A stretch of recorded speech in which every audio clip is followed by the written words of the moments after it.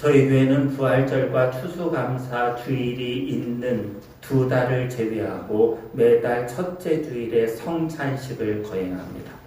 우리를 위해 찢기신 예수님의 몸, 흘리신 피를 먹고 마시며 주님과의 신비한 연합을 이루는 것이 성찬 예식입니다.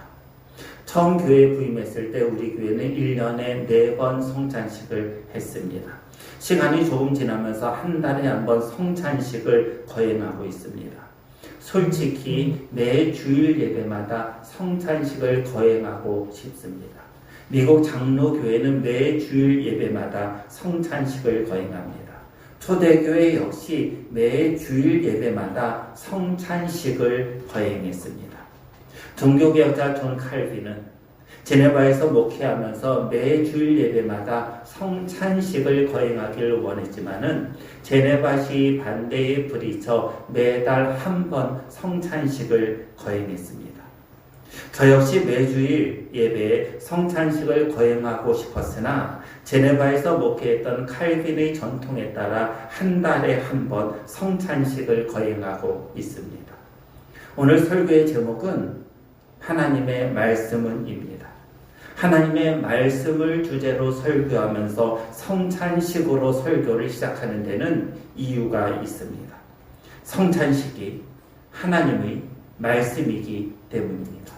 하나님의 말씀에는 모두 3가지가 있습니다. 첫째는 예수님, 예수 그리스도가 하나님의 말씀입니다. 성경 요한복음 1장 14절은 말씀이 육신이 되어 우리 가운데 거하시매 우리가 그의 영광을 보니 하나님 아버지의 영광이요 하나님 아버지 독생자의 영광이요 은혜와 진리가 충만하더라 라는 말씀이 있습니다. 말씀이 육신이 되었죠. 육신이 되신 분은 2000년 전 아기 예수님이십니다. 예수님이 육신이 되었고 보통 우리가 이것을 성육신이라고 말하죠. 말씀도 육신이 되었으니 말씀은 곧 예수 그리스도이십니다. 두 번째, 하나님의 말씀은 기록된 말씀입니다. 기록된 하나님의 말씀이 뭐죠? 네, 성경입니다.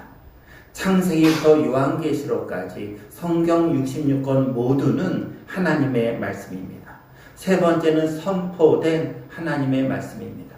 선포된 하나님의 말씀은 뭐죠? 네, 설교입니다. 설교 역시 하나님의 말씀입니다. 데살로니가전서 2장 13절 말씀 그대로 데살로니가 교회는 하나님의 말씀을 받을 때 사람의 말로 받지 아니하고 실제 그대로 하나님의 말씀으로 받았습니다. 사도 바울은 이것을 감사했습니다. 또한 이렇게 하나님의 말씀으로 받은 그 말씀이 성도들 가운데 살아 움직이며 역사했습니다. 칼 바르트라는 신학자는 예수 그리스도, 성경, 그리고 설교 이 3가지는 하나님의 말씀이며 이것을 말씀의 삼중성이라고 표현했습니다. 이 3가지 하나님의 말씀 외에 하나님의 말씀이 하나 더 있습니다. 그것이 바로 오늘 예배 시간에 거행하는 성찬입니다. 칼빈은 성찬식을 눈에 보이는 하나님의 말씀이라고 말했습니다. 하나님의 말씀은 보통 귀 또는 마음 또는 영혼으로 듣는 것이지만은 칼빈에 의하면은 우리 눈에 이렇게 보이는 하나님의 말씀이 있는데 그것이 무엇인가? 바로 성찬입니다. 우리가 예배를 통해 이 모든 하나님의 말씀을 경험합니다. 기록된 하나님의 말씀인 성경을 읽고 선포된 하나님의 말씀인 설교를 들으며 또 오늘 우리를 위해서 찢기신 눈에 보이는 말씀인 성찬을 경험합니다. 또한 우리 눈에 보이진 않지만은 예배 가운데 임재하시는 예수 그리스도를 영의 눈으로 바라봅니다. 본문의 말씀으로 들어갑니다. 본문은 결론입니다. 무엇에 대한 결론인가? 히브리서 1장 1절부터 4장 11절까지의 결론이 본문입니다. 본문 앞에서 안식에 들어가는 사람과 안식에 들어가지 못하는 사람에 대해 설명하셨습니다. 안식은 천국을 상징하기에 천국에 들어가는 사람과 천국에 들어가지 못하는 사람에 대한 설명입니다. 누가 안식, 천국에 들어가지 못하는가? 6절에 의하면 복음, 곧 말씀에 순종하지 않는 사람입니다. 하나님 말씀에 순종하지 않으면 영원한 안식인 천국에 들어가지 못합니다. 아니, 들어갈 수 없습니다. 하나님 말씀에 순종하는가, 그렇지 않은가가 영원한 안식인 천국에 들어가는가, 들어가지 못하는가를 결정합니다. 본문 앞까지 이 진리에 대해 말씀하신 후 본문에 와서 결론을 내립니다. 영원한 안식인 천국에 들어가는가, 그렇지 않은가를 결정하는 것이 하나님 말씀에 대한 순종이라면은 순종의 대상인 하나님의 말씀은 무엇인가? 영원한 안식인 천국으로 이끄는 하나님의 말씀은 과연 어떤 것인가? 이것을 본문은 말씀하십니다. 여러분, 하나님의 말씀이 뭐죠? 하나님의 말씀이 무엇입니까? 도대체 하나님의 말씀이 어떤 것이기에 우리를 영원한 안식인 천국으로 이끄십니까? 12절을 보시기 바랍니다. 함께 읽으십니다. 하나님의 말씀은 저위의 날선 어떤 것보다도 예리하여 혼과 영과 및 관절과 골수를 찔러 쪼개기까지 하며 또 마음의 생각과 뜻을 판단하나니. 첫 번째, 하나님의 말씀은 살아 있습니다.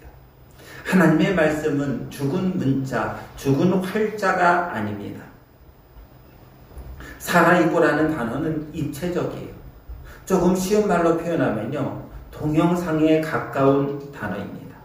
살아있고라는 단어는 살아있는데 정적인 것을 의미하는 것이 아니라 살아서 움직이며 꿈틀거리는 것을 표현하는 단어입니다.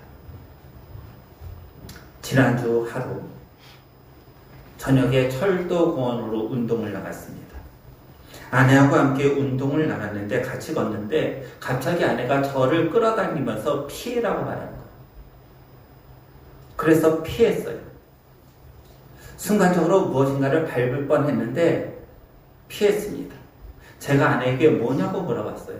그랬더니 지렁이라는 거예요. 그것도 굉장히 큰 지렁이라는 거예요.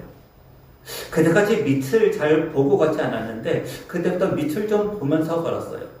아스팔트 길에 지렁이들이 수없이 많이 나와 있어요. 왜 그런지 이유를 잘 모르겠어요. 아스팔트에 나오면 죽어요. 흙에 있어야지 살잖아요. 그런데 아스팔트로 나와 있습니다. 아스팔트로 나와 있는 대부분의 지렁이는 죽었습니다. 근데 자세히 보니 살아있는 지렁이가 보입니다. 여러분, 지렁이가 살아있는 것을 어떻게 확인하죠? 과학적으로, 의학적으로 다양한 방법이 있을 것입니다. 하지만 가장 손쉬운 방법이 있죠. 뭐죠? 지렁이를 보았을 때 그 지렁이가 꿈틀거립니까? 움직이는가를 확인하는 것입니다. 하나님의 말씀은 살아있다는 거예요. 꿈틀거린다는 거예요. 그렇게 살아 꿈틀거리는 것이 하나님의 말씀입니다. 하나님의 말씀은 살아있습니다. 그렇다면 이것이 의미하는 것은 무엇일까요? 하나님의 말씀은 죽은 활자나 문자가 아닌 살아있는 말씀이라면 그 하나님의 말씀을 듣는 사람, 그 하나님의 말씀을 읽는 사람은 살아난다. 말씀을 읽고 듣는 사람에게는 생명을 준다는 뜻입니다. 하나님의 말씀은 살아있기에 그 하나님의 말씀을 듣거나 읽는 사람은 반드시 살아납니다. 다음은 전성수 목사님의 말씀으로 키운 자녀가 세상을 이긴다라는 책에 나오는 내용입니다. 중앙선을 넘어오는 차와 정면 충돌하는 사고를 당해 입원한 일이 있었다. 그때 같은 병실의 건너편 침대에 발걸음이 자유롭지 못하는 환자가 있었다. 그는 지금 이렇게나마 움직이는 것이 기적이라며 지난 일을 내게 들려주었다. 미국 시민권자였던 그는 우리나라 공항에서 시내로 돌아오다가 교통사고를 당해 의식을 잃었고 사망한 것으로 간주되었다. 그런데 시신을 닦는 봉사를 하는 권사님이 그의 몸을 닦다가 미세한 호흡이 있는 것을 발견하고 의사에게 알려 중환자실로 옮겼다. 당시 그의 목이 부러져 온몸이 마비되고 갈비뼈 여러 개가 부러져 여러 내장이 파열된 상태였다. 권사님은 뇌사 상태로 의식 없는 그에게 매달 찾아와 몇 달 동안 계속 성경을 읽어주고 주기도문을 들려주었다. 여러 번의 수술을 거쳐 마침내 의식이 돌아왔는데 그의 입에서 나온 첫 말은 놀랍게도 주기도문이었다. 그는 한 번도 교회에 가본 적이 없었는데 의식이 되돌아온 순간부터 하나님이 믿어지고 예수님이 자기 때문에 십자가에 달려 돌아가셨다는 사실이 믿어졌다고 한다. 나는 그것이 말씀의 능력이라고 확신한다. 비록 뇌사 상태에서 무의식 중에 들었을지라도 권사님이 반복해서 들려준 성경과 주기도문은 혼과 영과 골수를 찔러 쪼개는 하나님의 말씀이었던 것이다. 살아계신 하나님의 말씀이 곧 생명이요 능력이다. 하나님의 말씀은 살아있습니다. 그러기에 살아있는 하나님의 말씀을 듣는 모든 사람은 살아납니다. 요한복음 5장 25절에서 예수님은 이렇게 말씀하십니다. 진실로 진실로 너희에게 이르노니 죽은 자들이 하나님의 아들의 음성을 들을 때가 오나니 곧 이때라. 듣는 자는 살아나리라. 죽은 자들이 하나님의 아들의 음성, 하나님의 말씀을 들으면 살아납니다. 하나님의 말씀은 죽은 활자, 문자가 아니라 살아있기 때문입니다. 이것을 믿으시기 바랍니다. 두 번째 하나님의 말씀은 활력이 있습니다. 활력이 있다는 말씀의 의미가 참 잘 다가오지 않아요. 활력이란 헬라어를요, 에르네게스라고 읽습니다. 여기서 에너지라는 단어가 나왔습니다. 이제 활력이 있다는 말씀의 이해가 조금 쉬운 것 같습니다. 보통 우리가 저 사람은 에너지가 넘친다라는 말을 사용할 때 그 의미가 어떤 것인지를 알고 있습니다. 하나님의 말씀은 에너지가 넘칩니다. 힘이 있습니다. 그렇게 에너지가 넘치고 힘이 있는 하나님의 말씀은 우리로 하여금 힘있게 만듭니다. 그래서 종교개혁자 마르틴 루터는 활력이 있어를 강력한으로 번역했습니다. 강력하며 힘이 넘치고 정력적인 것이 활력이 있다는 의미입니다. 모든 살아있는 것이 활력이 넘치는 것은 아니죠. 살아있긴 하지만 움직이지 못하는 경우 또는 겨우겨우 움직이는 경우도 있습니다. 건강수명이라는 용어를 사용합니다. 질병이나 사고로 인한 시간을 제외하고 건강한 인간으로 살아가는 기간이 건강수명입니다. 한국인의 기대수명은 남자는 80.5세, 여자는 86.5세로 세계 최상위권입니다. 하지만 건강수명은 세계 50위권 밖으로 밀려납니다. 통계청 자료 2022년 3월 자료인데요. 이에 따르면 우리나라의 2020년 건강수명은 66.3세인데 문제는 2년 후인 2022년 건강수명은 0.5세가 줄어든 65.8세라는 점입니다. 다른 나라는 건강수명이 가면 갈수록 늘어나고 있지만 한국은 역주행입니다. 일본의 건강수명은 75세에 육박합니다. 건강수명이 65.8세라는 것은 오래 살아도 10년 이상을 병상에서 또는 약을 먹으며 건강하지 못한 상태로 지내야 한다는 뜻입니다. 이런 경우에요, 살아있다고 말은 해요. 하지만 활력이 있다고 말은 하지 않습니다. 하나님의 말씀은 살아있기도 하고 활력도 있습니다. 활력이 넘치는 거죠. 힘도 넘치고 에너지도 넘칩니다. 하나님의 말씀은 활력이 있기에 그 하나님의 말씀을 듣거나 읽는 모든 이들에게 활력, 힘, 에너지를 공급합니다.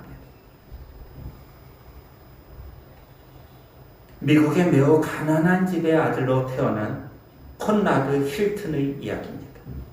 그의 아버지는 이곳저곳을 떠돌아다니는 행상을 했기에 그도 아버지를 따라 이곳저곳으로 떠돌아다니는 행상의 일을 했습니다. 이곳저곳을 떠돌아다니면 제일 힘든 것은 저녁이 되면 하루 종일 지친 몸이 쉴 곳을 찾는 것, 안락한 잠자리를 찾는 일입니다. 어떻게 하면 낮에 장사를 잘하고 저녁이 되면은 지친 몸이 쉴 수 있는 편안한 잠자리를 가질까? 이것이 그의 염려였습니다. 그뿐만 아닙니다. 어떤 때는 잠잘 처소를 찾지 못해 밤을 지새운 적도 한두 번이 아니었습니다. 그러던 중 어느 날 돌아가신 어머니 생각이 간절했고 어머니 무릎 위에 앉아서 어머니가 들려주었던 성경 구절이 그의 마음에 떠오릅니다. 믿음은 바라는 것들의 실상이요 보이지 않는 것들의 증거이니.